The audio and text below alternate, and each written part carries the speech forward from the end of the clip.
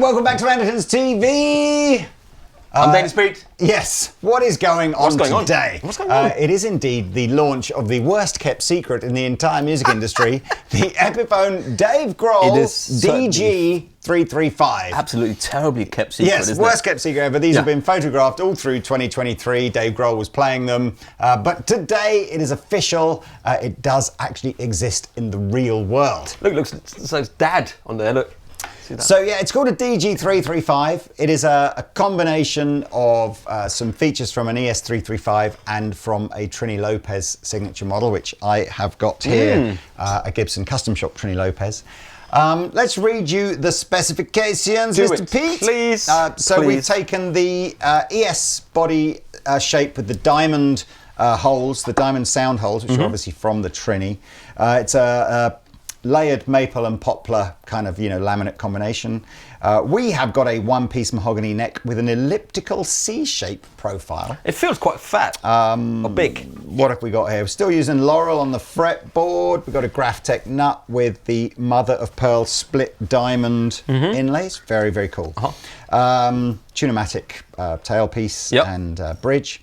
And the cool thing is, these are the Gibson USA Burstbucker 2 and Burstbucker 3 pickups, which are, according to the spec, Dave Grohl's preferred Gibson pickups. Of course it is. But all on an Epiphone model, so of course it's going to cost a fraction of what the Gibson one did. I found a Gibson DG-335. I don't know if you, like a few years ago, maybe 10, was like a couple 15 years ago, he did an official Gibson one of those. I found one of those on eBay, £18,000. No! Yep. No! So obviously highly collectible. Really? Yep. 18,000? Yeah. The Epiphone is going to cost you £1,249, so £1,249. Comes with this case. It looks like Dad, doesn't it? It does look a bit like it says Dad. Let's see what the candy is. He has a great dad. He is a great dad. He's a great dad. Yeah. Let's see what the candy is. The To candy be is like him. Oh, underwhelming. Just some stickers. Nothing to do with Dave Grohl in here. Isn't it? No. So it's just the case, basically. Smell it like it does smell nice. Does it smell like Dave Grohl? It smells of glue, so I'm going to stick my head in here and inhale deeply. Don't do that, kids. Mr. Pete, yes. I mean, obviously you're going to hear throughout this Pete night doing our best to try and sound a bit Foo Fighter-y.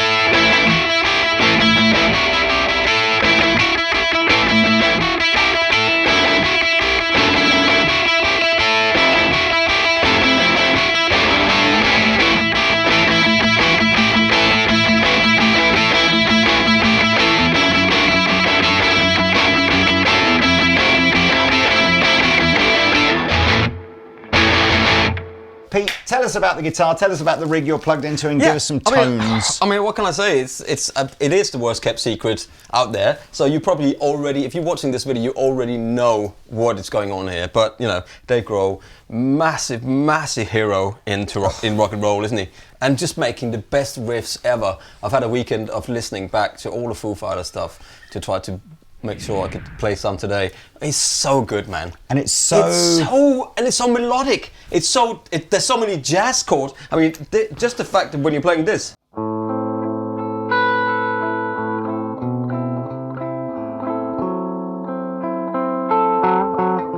All of these, it's like major 7, it's like a B flat 5 flat, whatever it is. It's all the kind of chords that you experience. It's like.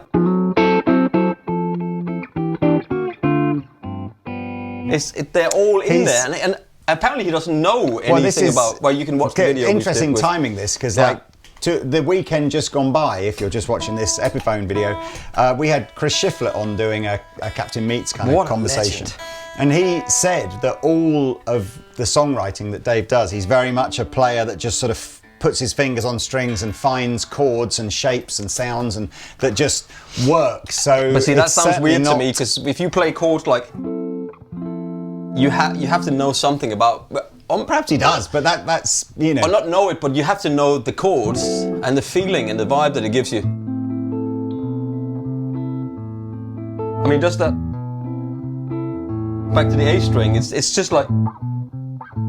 Anyway, so I'm listening to this all the weekend. It's amazing. Anyway, I'm into a Vox. I can't believe how long the Foo Fighters have been going. I mean, I remember doing Learning to Fly in a covers band, you know, literally 25 years ago, probably. And I was listening to it, and it sounded. You can hear how the sound and the production and everything value has gone up like by thousands of miles. You know, it sounded really affordable, and now it just sounds massive. Great tune. Anyway, so Vox AC30. We've totally, by the way, taken this from the highly reliable Equip board that basically tells you apparently what Dave Grohl uses. It's so rubbish. It says he uses his Boogie for driven sounds and a Vox for clean sounds, apparently. If you've watched Studio 666, that's not how it goes. Anyway, the Deputy, a little bit of cranked sound up there. I've got a luxury drive from Mythos to just crank, to give it a little bit of more gain for one of the amps, but the clean... So we're using 2 amps, right? Yeah, 2 amps with the Lely.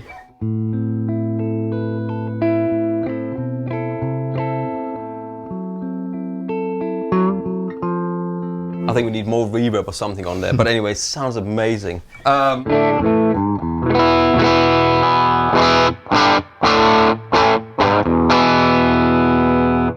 Lots of conversations before filming this with Pete going, "You got too much gains, because we were originally using the Victory Kraken, because I was trying to get something, you know, dual rectifier E, and I know that's not that amp, but we didn't have a dual rectifier. And it was all just too much. So we've ended up with like the Deputy, which is the sort of JTM-y, like a hot wide JTM, and an AC30. Yeah, it's not much, if you listen to it, there's not much gain. It's not high gain, it's rock gain. I'm using more gain, aren't I, to play those kind of accompanying parts. It's kind of a rock, it's like a rock kind of sound with the luxury drive.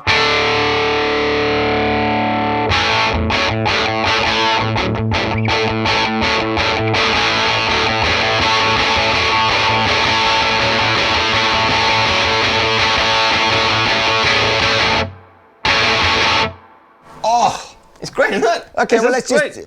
I mean, there's not much else to do in the demo other than for you to sort of go, how does it feel? Because I know it's had a big neck, right? Yeah, it's got a big neck. It's very similar to that, actually.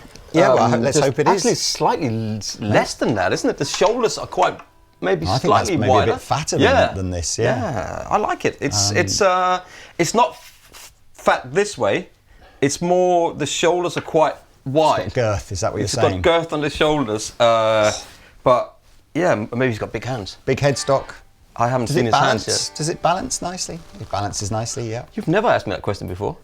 It's only because I noticed the enormous... But that's got an enormous headstock. Yeah, this balance is pretty good too. I mean, the big difference here is obviously I've got this kind of tailpiece thing, whereas Pete's got the sort of the more stop tail thing going on. Other than that, they're pretty similar, aren't they? So look, that's basically it. I hope you enjoyed this video. Pete will probably just do a little bit of playing on the 3 different pickup settings, maybe use volume, tone, I don't know. There's not much else to tell you. I mean, rumour has it that so loud, anyway. Dave was going to phone me at some point during this video, but as so far, nothing. But we shall see. Well, you got your phone on, right? I have got my phone on. You have to make sure that. Yeah, absolutely. I'm sure he will, because I know he watches the show. So okay, so pickups, just standard Gibson Epiphone kind of vibe. So here's the neck. Should we do both? Sounds great, man. Both what? Oh, both amps. Yeah. Sounds great. Yeah, absolutely. Leave it.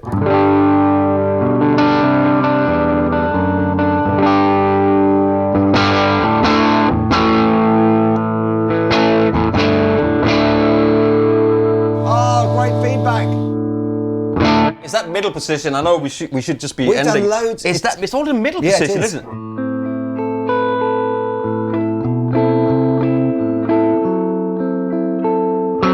Well, Dave, when you call, can you let us know if it is the middle position or not? Because that's what it sounds like.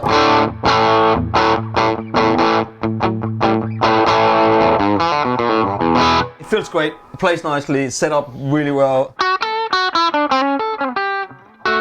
Shall I play blues licks on it? I had one thing I meant to say. The one thing that is disappointing about this is how many appear to be being delivered into the UK every month. It's just... Definitely sold out so quick, wasn't it? but we're not even getting close to what I think how popular this will be No, in terms of.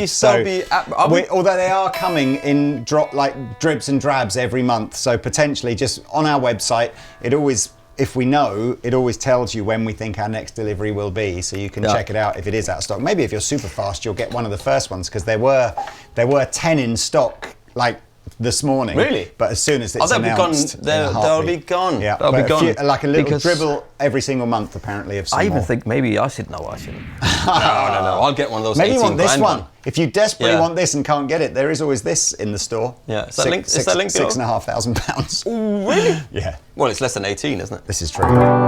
Let's get some luxury drive on there.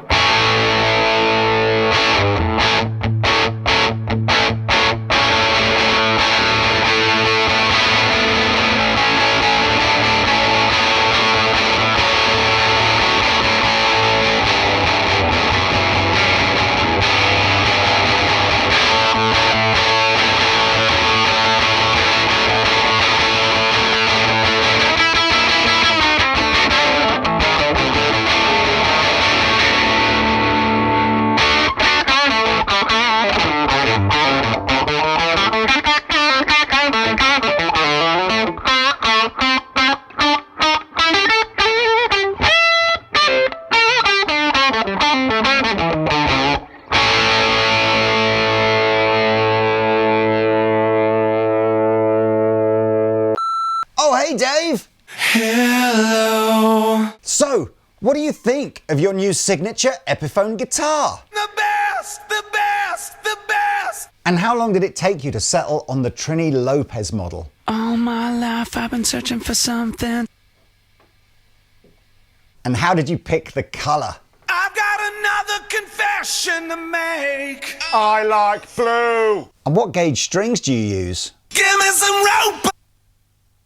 What are the chances that maybe you won't like this guitar and you'll start using Fenders instead? 1 in 10, 1 in 10.